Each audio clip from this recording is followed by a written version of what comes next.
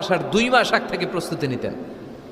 বিশ্বনবী দোয়া করতে শুরু করতেন রজব মাস থেকে, আর আল্লাহর কাছে বলতেন আল্লাহুম্মা বারিক লানা ফি রজব ওয়া শাবান ওয়া বাল্লিগনা রমাদান। রজব শাবানে বরকতে দাও, রমজান মাসে গুনাহ ঝরাও। সপ্তাহ জুড়ে তুমি বরকতে দাও, জুমার দিনেতে গুনাহ ঝরাও। রজব শাবানে বরকতে দাও, রমজান মাসে গুনাহ ঝরাও। চিল্লায় পড়েন আমিন। রমজান আসার 2 মাস আগে বিশ্বনবী রজব মাস থেকে রমজানের প্রস্তুতি নিতেন। আল্লাহু আকবার। আর পড়তেন আল্লাহুম্মা বারিক লানা ফি রজব ওয়া শাবান। ও আল্লাহ, রজব আর শাবান মাসে আপনি বরকত দেন। ওয়া বাল্লিগনা রমাদান, রমজান মাসে পৌঁছে দেন। এখন যে মাসটা চলতেছে এটা কি মাস? হ্যাঁ, তাহলে রমজানের প্রস্তুতি নেওয়ার দরকার আছে না নাই? রমজানের 2 মাস আগ থেকে উনি প্রস্তুতি নিতেন। এরপরে ঈদ আসার আগে রমজানের প্রস্তুতি আছে না নাই? রমজানের ওই রোজার শেষে এলো খুশির ঈদ, তুই আপনাকে আজ বিলিয়ে দে শোন আসমানি তাকি। তোর সোনা দানা বালা খানা সব রাহে লিল্লা, দে জাকাতে মুর্দা মুসলিমের আজ ভাঙাইতে নিদ। পড়েন রমজানের ওই রোজার শেষে এলো খুশির ঈদ, তুই পড়বি দের নামাজের মন সেই গাহে, যে ময়দানে সব গাজী মুসলিম হয়েছে শহীদ। রমজানের ওই রোজার শেষে এলো খুশির ঈদ। আলহামদুলিল্লাহ পড়েন। তার মানে নামাজের আগে প্রস্তুতি লাগে, রোজার আগে প্রস্তুতি লাগে, ঈদের আগেও প্রস্তুতি লাগে। এরপরে হজ যদি পালন করতে চান তারও প্রস্তুতির দরকার আছে না নেই? একজন হজ করবে, প্রস্তুতি লাগবে না? কি প্রস্তুতি লাগবে? হ্যাঁ, পাসপোর্ট লাগবে, হজের ভিসা লাগবে, তারপরে রেজিস্ট্রেশন করা লাগবে, আশকোনার হাজি ক্যাম্পে প্রশিক্ষণ নেওয়া লাগবে, রিয়াল কিনা লাগবে, ইজার কিনা লাগবে, রিদা কিনা লাগবে, বেল্ট কিনা লাগবে, হজের নিয়ম কানুন জানা লাগবে, ঠিক কিনা? দেখেন, নামাজের আগে প্রস্তুতি লাগে, রোজার আগে প্রস্তুতি লাগে, হজের আগে প্রস্তুতি লাগে, কিন্তু জাকাতের আগে লাগে না। হ্যাঁ, জাকাতের জন্য 1 বছর আগ থেকে প্রস্তুতি নেওয়া লাগে। আপনি কবে নিসাব পরিমাণ সম্পদের মালিক হলেন ডায়েরিতে নোট রাখার দরকার আছে না নাই? এজন্য সবসময় ইবাদত করতে হবে একজনের, তিনি কে? প্রশংসা করতে হবে একজনের, তিনি কে? জিকির করতে হবে একজনের, তিনি কে? বিশ্বনবী বলতেন লা ইয়াজালু লিসানুকা রাতবান মিন যিকরিল্লাহ, তোমার জিহ্বাটা যেন সবসময় আল্লাহর জিকিরে, আল্লাহর স্মরণে ভিজে থাকে। আবার বিশ্বনবী বলতেন হাব্বুল কালাম ইলাল্লাহি আরবা, আল্লাহর কাছে সবচাইতে প্রিয় কথা 4টি। কয়টি? সবাই বলেন কয়টি? 1 হচ্ছে সুবহানাল্লাহ, 2 হচ্ছে আলহামদুলিল্লাহ, 3 হচ্ছে লা ইলাহা ইল্লাল্লাহ, 4 হচ্ছে আল্লাহু আকবার। প্রথমটা কি? দ্বিতীয়টা? তৃতীয়টা? 4 নাম্বারটা? আবারও আওয়াজ করে সবাই পড়েন। প্রথমটা কি? দ্বিতীয়টা? তৃতীয়টা? চতুর্থটা? আহাব্বুল কালাম ইলাল্লাহি আরবা, আল্লাহর কাছে সবচাইতে প্রিয় কথা এই 4টা, সবচাইতে প্রিয় কথা। আর এই প্রতিটা কথার ভিতরে আল্লাহর নাম আছে না নাই? দেখেন, সুবহানাল্লাহ আল্লাহ আছে, আলহামদুলিল্লাহ, লা ইলাহা ইল্লাল্লাহ, আল্লাহু আকবার আছে না নাই? তার মানে জিকির করতে হলে ওই জিকিরের মধ্যে নাম থাকতে হবে কার? আল্লাহর নাম ছাড়া এদেশে অনেক জিকির আছে না নাই? লাফালাফি করে হুই হাই হুই হাই। জিকির হতে হবে তাদাররুআউ ওয়া খুফিয়া, গোপনে, দুনাল জাহরি বিল কওল, চিৎকার চেঁচামেচি করে নয়।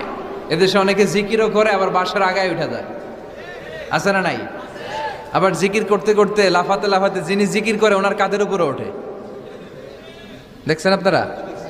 আমি এখন জিকির করাচ্ছি, তাসবিহ পড়াচ্ছি, আপনারা যদি লাফ দিয়ে আমার কাঁধে ওঠেন, আমি যাব কই? আল্লাহ রাসূল সাল্লাল্লাহু আলাইহি ওয়াসাল্লাম সাহাবাদেরকে নিয়ে তাসবিহ পড়ছেন, জিকির করছেন, কোন সাহাবারা লাফাতে লাফাতে খেজুর গাছের আগায়, এরকম পাওয়া যায়? অথবা সাহাবারা আবেগের চোটে লাফাতে লাফাতে আল্লাহ রাসূলের কাঁধের উপর, এরকম হয়েছে কোনোদিন? তাহলে এইরকম সিস্টেমে হুই হাই করে লাফালাফি করে কোনো ধরনের জিকির করা যাবে? জিকির করতে হবে হাতের কড়ায় গুনে গুনে ভদ্রভাবে।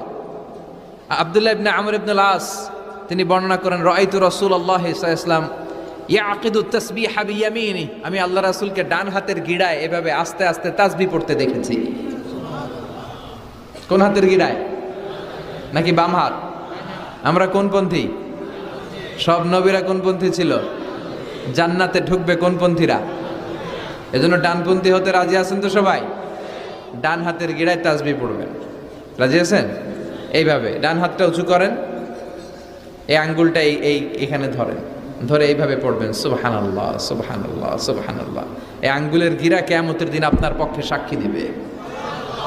আমরা যেন বেশি বেশি আল্লাহর জিকির করতে পারি, আল্লাহ তৌফিক দাও। আমরা যেন আল্লাহর শুকরিয়া বেশি বেশি করতে পারি, আল্লাহ তৌফিক দাও। বিশ্বনবী দোয়া করতেন, আল্লাহুম্মা জাআলনি সাবুরা ওয়া জাআলনি শাকুরা ওয়া জাআলনি ফি আইনি সগীরা ওয়া ফি আ'য়ুনিন নাসি কাবীরা। হে আল্লাহ, আপনি আমারে ধৈর্যশীল বান্দা বানান, আল্লাহ আপনি আমারে শুকরগুজার বানান, আল্লাহ আমার চোখে আপনি আমারে ছোট বানান, মানুষের চোখে আপনি আমারে বড় বানান। আমিন পড়েন। আমরা শুকরগুজার হতে চাই না, আমরা অভিযোগ করি বেশি, কমপ্লেইন, এটা আল্লাহ আমার দিল না, ওইটা দিল না, এরকম অভিযোগ আছে না নাই? যে অবস্থানে আছে এটাতে খুশি না। এজন্য বিশ্বনবী বলতেন, উনজুর ইলা মান হুয়া আসফালা মিনকা, তোমার চেয়ে যে খারাপ অবস্থানে আছে তার দিকে তাকাও, তাহলে তোমার ভালো লাগবে। ওয়ালা তানজুর ইলা মান হুয়া আ'লা মিনকা, তোমার চেয়ে যে ভালো পজিশনে আছে ওর দিকে তাকিও না, যে খারাপ অবস্থানে আছে ওর দিকে তাকাও। তুমি তোমার অবস্থানে থেকে খুশি নাও, কিন্তু অনেকে আছে তোমার অবস্থানে পৌঁছার জন্য সে লড়াই করে যাচ্ছে আর সংগ্রাম চালিয়ে যাচ্ছে। তোমার জায়গাটাতে পৌঁছা, যেই জায়গায় বসে তুমি আল্লাহরে গালি দাও তোমার ভাল লাগে না, ওই জায়গাটায় আসা বসা অনেকের কাছে স্বপ্ন, অনেকের কাছে স্বপ্ন। শেখ সাদি রাহিমাহুল্লাহ, ওনার একবার আর্থিক দৈন্যতা যাচ্ছিল। ইরানের বিখ্যাত কবি বালাগাল উলা বিকামালিহি এর রচয়িতা, টাকা নাই পয়সা নাই, পায়ে দেওয়ার মতো জুতা নাই। তো মনে মনে আফসোস, হায়রে আমি এত বড় কবি, আমার পায়ে দেওয়ার মতো জুতা নাই। তো আফসোস করে ঘর থেকে বেরিয়ে দেখে একজন ভিক্ষুক ভিক্ষা করে, তার দুইটা পাই নাই। শেখ সাদির পায়ে জুতা নাই, শেখ সাদির পায়ে কি নাই? আর ভিক্ষুকের কি নাই? পাই নাই। উনি সেজদায় পড়ে গেলেন, আল্লাহরে বললেন, আল্লাহ শুকর আলহামদুলিল্লাহ, অনেক ভালো আছি, অনেক সুখে আছি। এজন্য আপনার চেয়ে যে খারাপ অবস্থানে আছে ওর দিকে একটু তাকান। ঠিক যে মুহূর্তে আমরা এখন কি সুন্দর, শীত না গরম না, ওয়েদারটা খুব চমৎকার না? এই পরিবেশে যে মুহূর্তে আমরা কথা শুনছি, ঠিক এই মুহূর্তে হাসপাতালের বেডে শুয়ে অনেকে মৃত্যুর প্রহর গুনছে। অনেকের ক্যান্সার, যার নেই কোনো অ্যান্সার, তার প্রতিটা সেলের ভিতরে জ্বালা। আমি টাকা চাই, পয়সা চাই, কত কিছু চাই, এটা লাগবে ওইটা লাগবে, এটা চাই ওইটা চাই। হাসপাতালের ওই ক্যান্সারের রোগীটা কিচ্ছু চায় না, ও শুধু বাঁচতে চায়। ও কি চায়? ও শুধু বাঁচতে চায়। এজন্য চাহিদার কোনো শেষ নাই। আল কানাআতু মিনাল ইসলাম, অল্পে তুষ্ট থাকার নাম ইসলাম। অল্প খাবো, অল্প পড়বো, অল্প জমাবো, অল্পের ভেতরে বরকত দিয়েছে কে? আর সবসময় শুকরিয়া করবো কার? রাজি আছেন তো? আমরা যেন আল্লাহর শুকরগুজার বান্দা হতে পারি, আল্লাহ তুমি তৌফিক দাও। যারা জান্নাতে যাবে আর যারা জাহান্নামে যাবে তারা কি কখনো সমান হতে পারে? The people of paradise and the people of hellfire, they never be equal ever. The people of paradise and heaven, they gain the ultimate success in life. যারা জান্নাতি তারাই আসল সফলতা অর্জন করেছে, দুনিয়াতেও সফল, আখিরাতেও সফল। চিল্লায় বলেন ঠিক কি না? এখন the decision is yours, সিদ্ধান্ত আপনার যে আপনি কই যাবেন, আপনি কই যেতে চান, জান্নাতে না জাহান্নামে? আল্লাহ আমরা যেন জান্নাতেও এরকম একত্রিত হতে পারি, তুমি তৌফিক দাও। বিষ্ণু বলেছেন, ইকরাউল কুরআন ফাইন্নাহু ইয়াতি ইয়াউমাল কিয়ামাতি শাফিআন লিআসহাবি। বেশি বেশি কোরআনের তেলাওয়াত করো, কারণ এই কোরআন কিয়ামতের দিন তোমাদের জন্য সুপারিশকারী হবে। কোরআন যদি আপনার পক্ষে আল্লাহর কাছে সুপারিশ করে, আল্লাহ এই সুপারিশ ফেলে দিতে পারবে? পররাষ্ট্রমন্ত্রী যদি মাননীয় প্রধানমন্ত্রীর কাছে কোনো বিষয়ে সুপারিশ করে, রেকমেন্ডেশন করে, মাননীয় প্রধানমন্ত্রী এই সুপারিশকে কি রিজেক্ট করতে পারবে? কথা বলেন। এজন্য কোরআনের সুপারিশ আমরা চাই কি চাই না? এটা এমন একটা কিতাব যেই কিতাবে কোনো ভুল নাই। যালিকাল কিতাব লা রাইবা ফি হুদাল লিল মুত্তাকিন। This is the book the most authentic and original book, reliable book in the world, whereof there is no doubt in it and a guidance to those who are muttaqin. এই বইটা এমন বই যে বই কোনো ভুল নাই, কোনো সন্দেহ নাই, মুত্তাকিনদের জন্য পথ প্রদর্শনকারী হিসেবে বইটারে নাজিল করেছে কে? এই বইটার যেখান দিয়ে পড়েন হেদায়েত আছে না নাই, রহমত আছে না নাই, বরকত আছে না নাই, শিফা আছে না নাই। এই কিতাব পড়ে অসুস্থ ব্যক্তির গায়ে ফু দিলে সুস্থ করে কে? তার মানে এর মধ্যে শিফা আছে। সুবহানাল্লাহ পড়েন। সূরাতুল ফাতিহারে বলা হয় সূরাতুশ শিফা। সূরাতুল ফাতিহা পড়ে অসুস্থরে ফু দিলে সুস্থ করে কে? বিশ্বাস হয়? হ্যাঁ, না একটু সন্দেহ লাগে? যদি সন্দেহ থাকে তাহলে ফু দিলে কাজ হবে? আর বিশ্বাস রেখে যদি ফু দেন ভালো করে দিবে কে? এমন এক কিতাব, এই কিতাব পড়লে সওয়াব, এই কিতাব ধরলে সওয়াব, এই কিতাবের জন্য মরলেও সওয়াব। ঠিক কিনা? এমন এক কিতাব আল্লাহ দিলেন। এই কিতাবকে আল্লাহ বললেন নূর, আলো। আলোর সাথে তুলনা করেছেন। কিতাবুন আনজালনাহু ইলাইকা লিতুখরিজান নাসা মিনাজ যুলুমাতি ইলান নূর।